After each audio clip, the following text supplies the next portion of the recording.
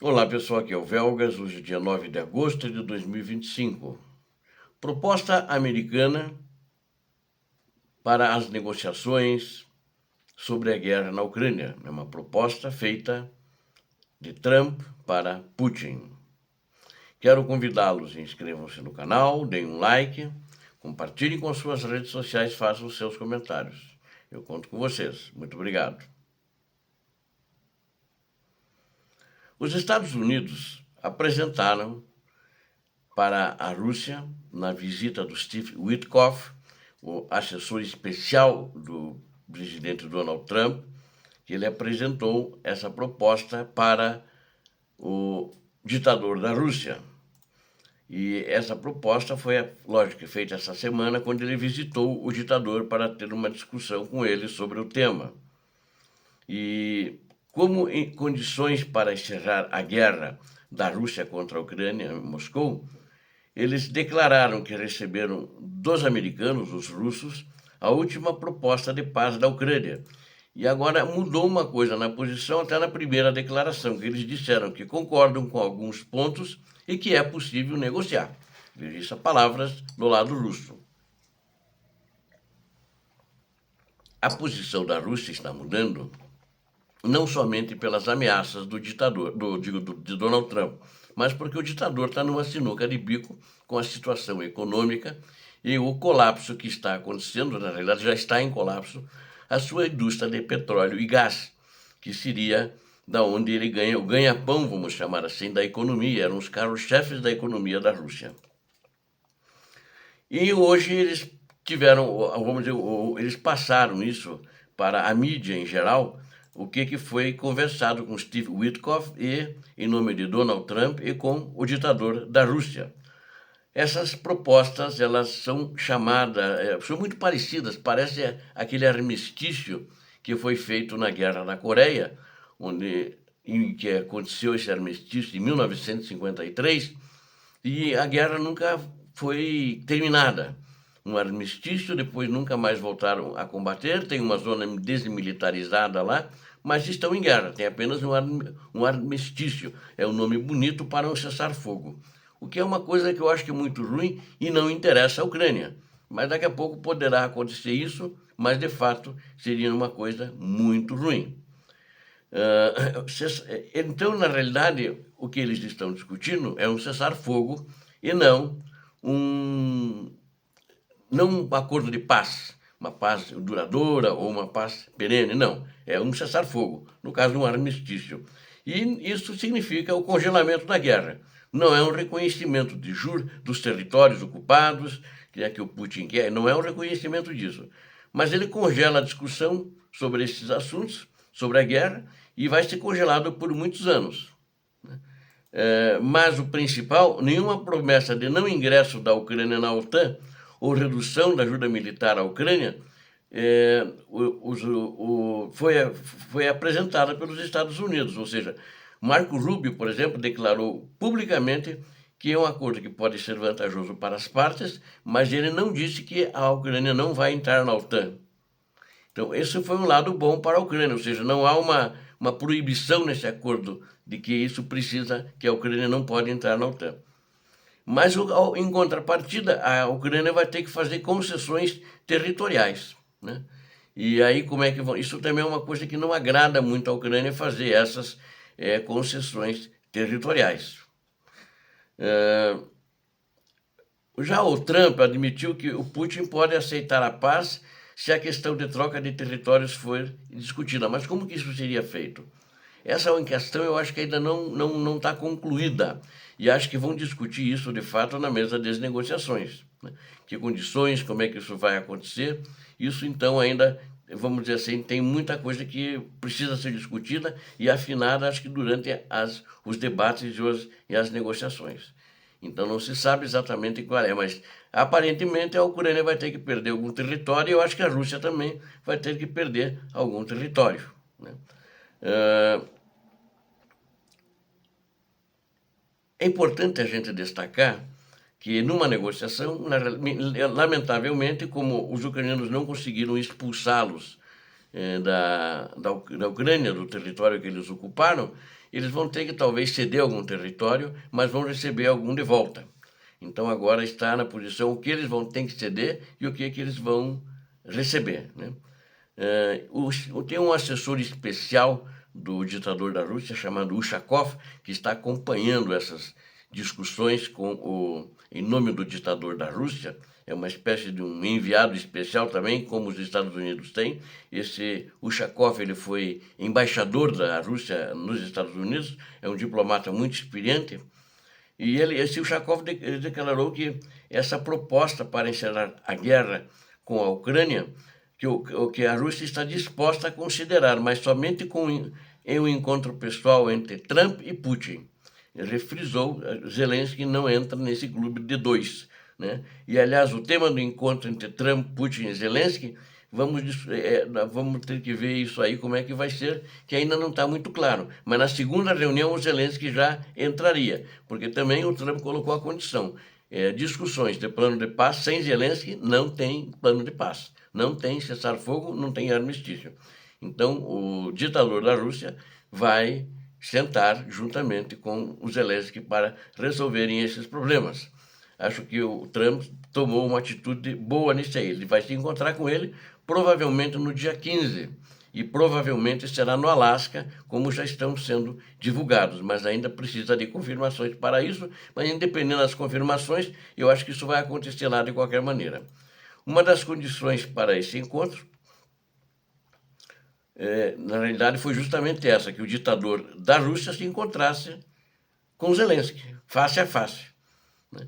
E aí eles iam se concentrar nas condições que os Estados Unidos transmitiram ao Kremlin. Essas condições dos Estados Unidos, na realidade, já tinham sido amarradas de antemão pelo Zelensky com o Trump, e que quando ele falava, ele ia, mesmo que depois do telefonante, dele telefonar pro Putin, ele falou com o Zelensky, o Trump mudou muito a postura dele, né? E depois que ele falou com o Putin, ele ligou para o Zelensky de novo, ligou para os principais líderes, como eu havia até noticiado ontem para vocês no último vídeo de ontem. E esse encontro entre o representante especial dos Estados Unidos da América, o Steve Witkoff, e o ditador da Rússia, foi realizado na quarta-feira, vamos dizer, foi uma coisa importante em relação à política com Moscou, porque discutiu a proposta da América de um cessar-fogo em relação à Rússia acordada com as potências europeias, porque o Trump também acordou isso com as potências europeias, como é que seria esse acordo de cessar-fogo.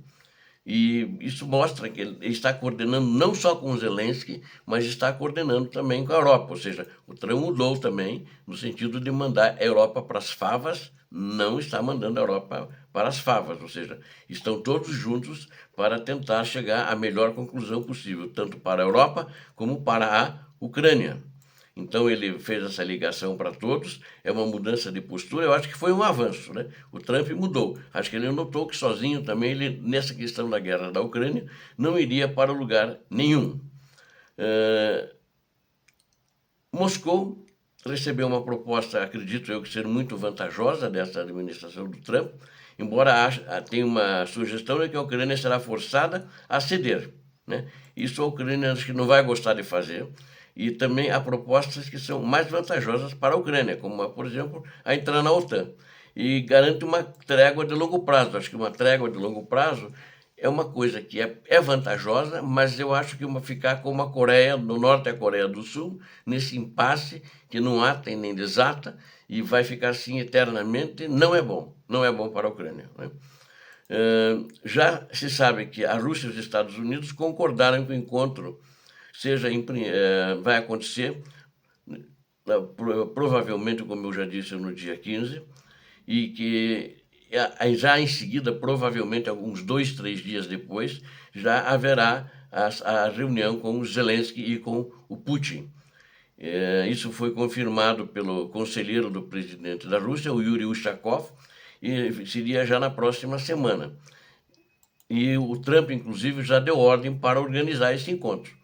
Então, uma possível recusa de Moscou à proposta de Trump pode significar que mesmo os políticos mais pró-Moscou em Washington eles teriam que abandonar de vez qualquer ilusão e concentrar-se em assumir forças contra Moscou. Então é importante para a Rússia também que ter essa aceitação que a Rússia quer se ver, reintegrada nesse cenário mundial, no comércio internacional, quer se fortalecer economicamente, porque o Putin foi uma desgraça para a Rússia quando ele começou essa guerra.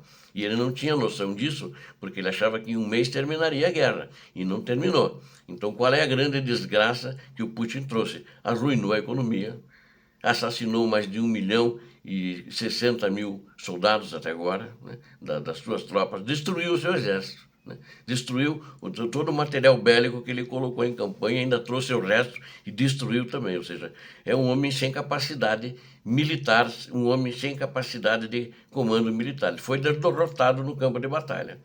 Mas acredito que, por causa disso, vai ser relativamente fácil. Não quero cantar glórias, não quero ser arrogante frente à Rússia, mas pela situação que está a Rússia, com insistência e com firmeza, a Ucrânia poderá ter vantagens, mas também ela tem que saber que ela vai ter que ceder. Agora, o importante é destacar também que antes de o Zelensky assinar qualquer acordo, ela vai ter que passar por um referendo, ou seja, do povo ucraniano.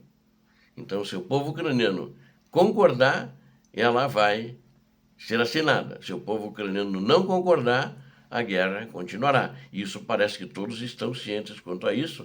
E como eu noticiei ontem, uma pesquisa mostrou, que divulgada no dia anterior, de que 76% dos ucranianos são contra um acordo com a Rússia em determinadas condições que eu já enumerei ontem também. Então, ceder alguma coisa nos territórios que os ucranianos são contra, vamos ver como é que isso vai ficar, como é que o povo vai ter que ser convencido.